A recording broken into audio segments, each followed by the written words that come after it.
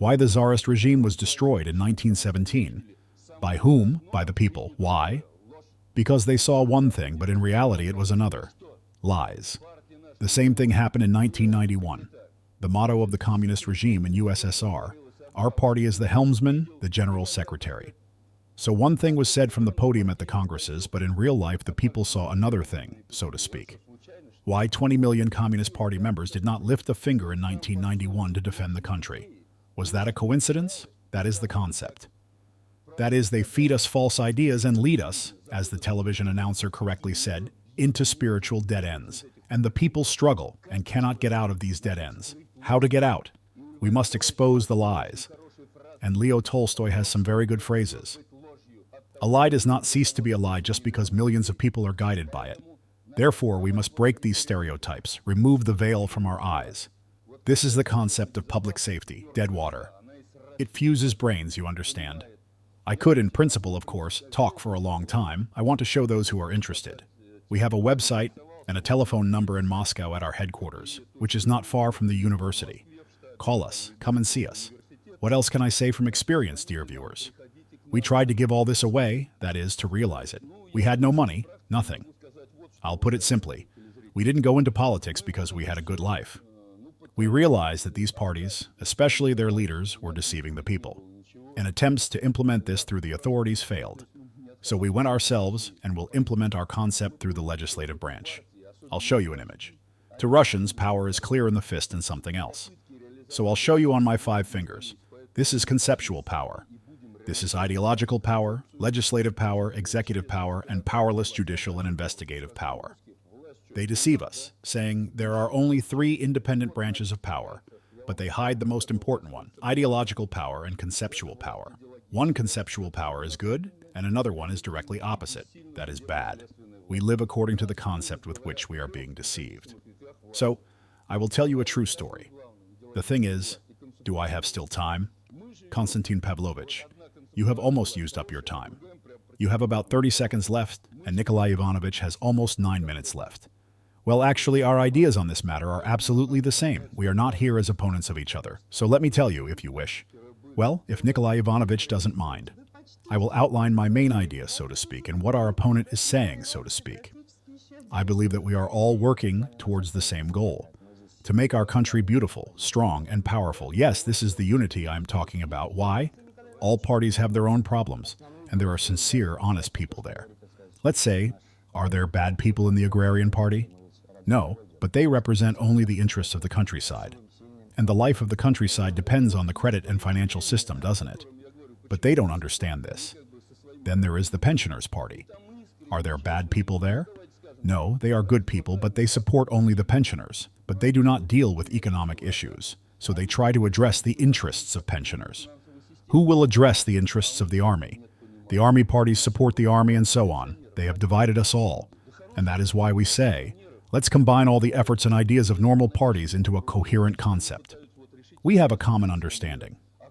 And we do not claim to have the ultimate truth, but we say that we interconnect the interests of teachers, the interests of doctors, the interests of the military, the interests of the countryside, the interests of the army. Why? Because everything must be integral into a single wholeness. Doesn't the production of combine harvesters depend on machine tool manufacturing? It does. And doesn't machine tool manufacturing depend on metal mining? It does. And doesn't metal mining depend on feeding miners? It does.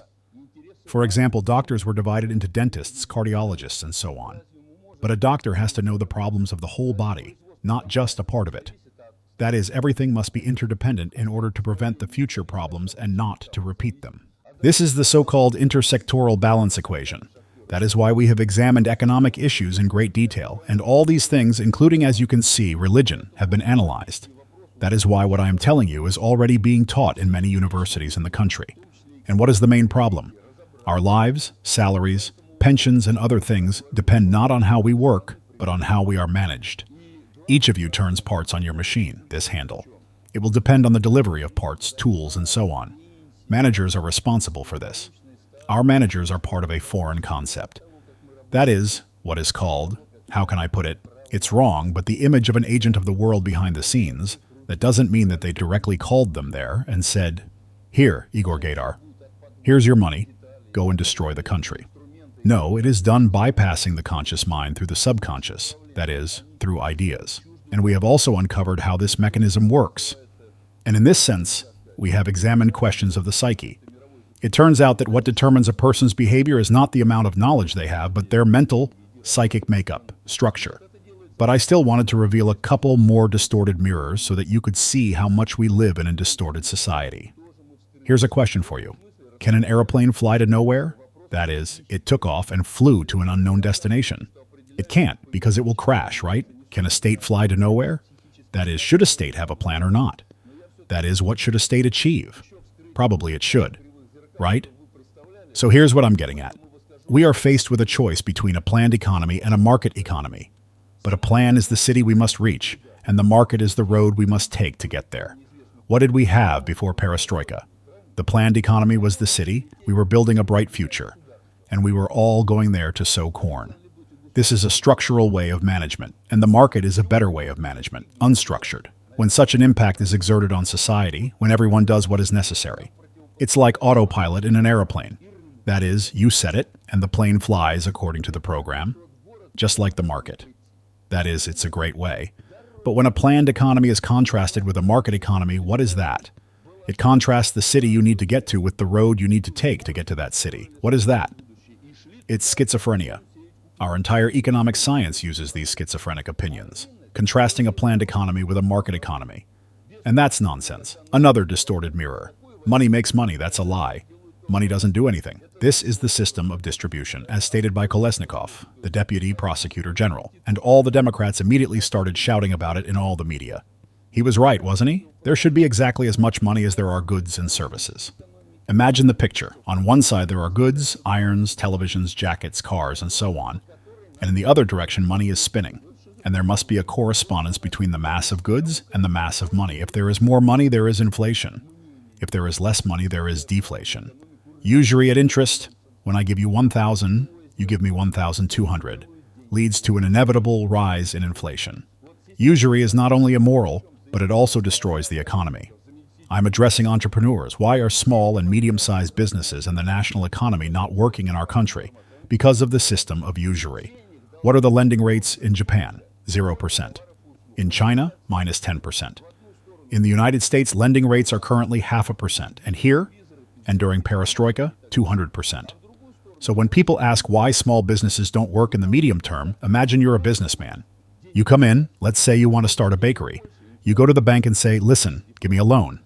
He says, here, pay back 3 times as much in a year. You take it and think, yeah, I need to build a bakery. Buy equipment, get it up and running, sell the products, and I won't have time for all that. So what's better? I'll buy a jacket and sell jackets. Buy and sell. That's how this system works. Without structural management, a system of nepotism. Economic rent works the same way, by the way. This economic rent, generally speaking, is such nonsense. Invented by Glasiev and that swindler Gerashenko. The central bank is not subordinate to the state. It is a private company that prints money. So, the government makes combine harvesters and televisions, but this ones make money. Here we have 1-2, divide and conquer.